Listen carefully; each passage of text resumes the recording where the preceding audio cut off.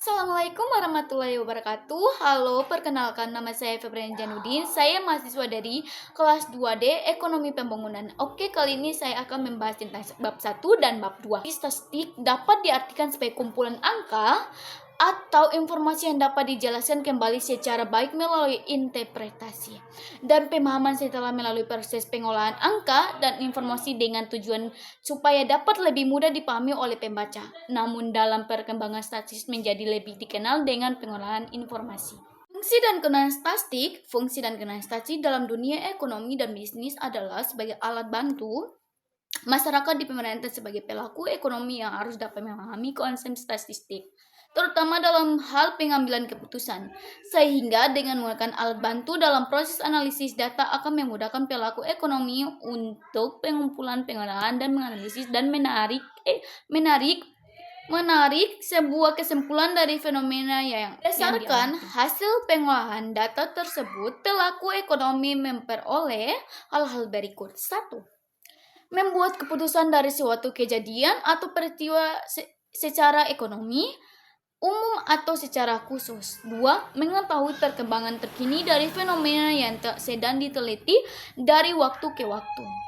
Menyusun laporan baik keuangan maupun manajerial, baik secara deskriptif maupun kuantitatif, secara baik dan jelas dan teratur. Mengetahui dampak suatu kegiatan sosial, budaya, atau politik terhadap perekonomian. Yang terakhir, dapat membuat ramalan terhadap kemungkinan dampak dari hubungan bidang-bidang sektor lain terhadap kegiatan ekonomi dan bisnis yang dapat dipertanggungjawabkan hasil temuannya secara ilmiah. Oke, kita bahas tentang data populasi dan sampel.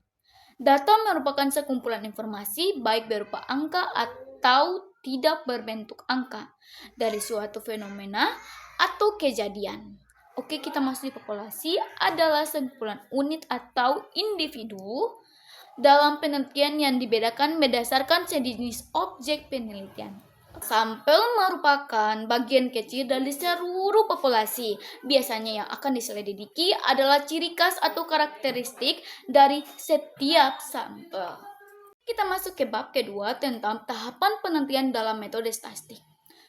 Setiap penelitian sebaiknya mengikuti tahapan yang sesuai selama menjalankan sebuah penelitian. Ini akan sangat memudahkan pekerjaan, terutama untuk pengambilan kesimpulan. Oleh sebab itu, tahapan yang harus kita lakukan sebagai berikut: pengumpulan data, penyusunan data, pengolahan data, analisis data, dan interpretasi data.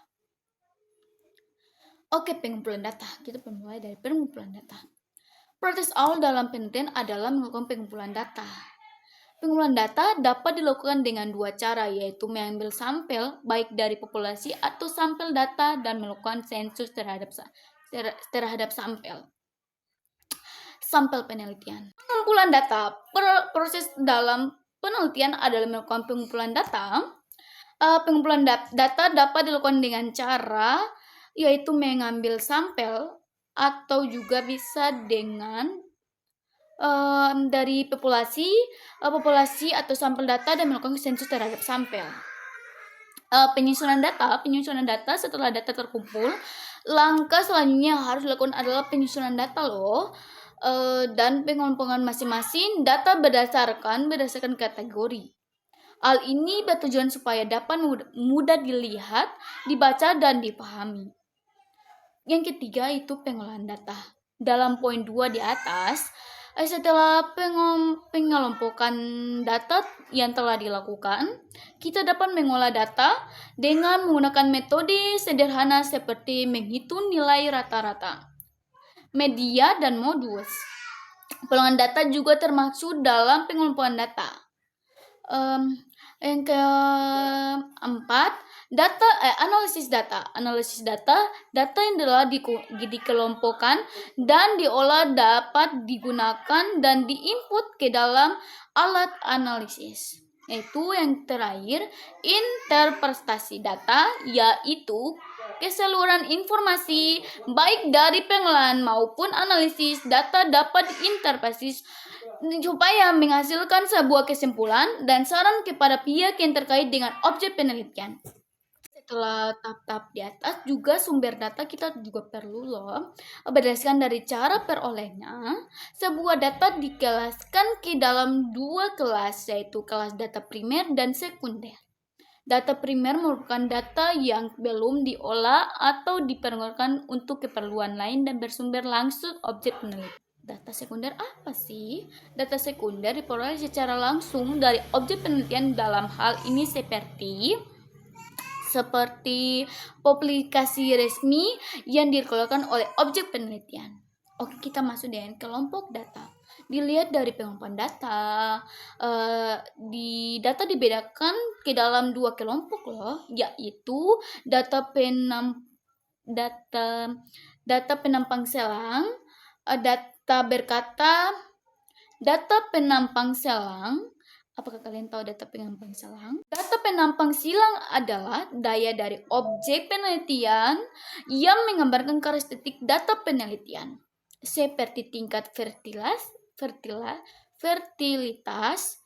penduduk di Indonesia, perubahan harga bahan sembako dengan menggunakan harga dasar dari Indeks Pembangunan Masyarakat Indonesia periode tahun 2016 sampai 2020. Data berkata apa sih? Data berkata adalah biasanya dikenal dengan data runtut waktu, yang mana data ini dikelompokkan mengikuti waktu ke waktu selama periode tahun penelitian. Yang masuk kita langsung dengan ukuran data. Ukuran data berdasarkan skala pengukuran. Data statistik dapat dibedakan menjadi 4 macam, yaitu data nominal, data ordinal, dan data infernal. Kita masuk dengan data nominal. Data nominal adalah nominal yang disusun berdasarkan kategori seperti kedudukan data dalam tabel data nominal. Tujuan diberikan kode pada data untuk menjelaskan pada masing-masing kelompok data. Oke, kita masuk dengan data ordinal. Data ordinal dapat disusun dengan pertimbangan urutan atau kedudukan dari sekelompok data.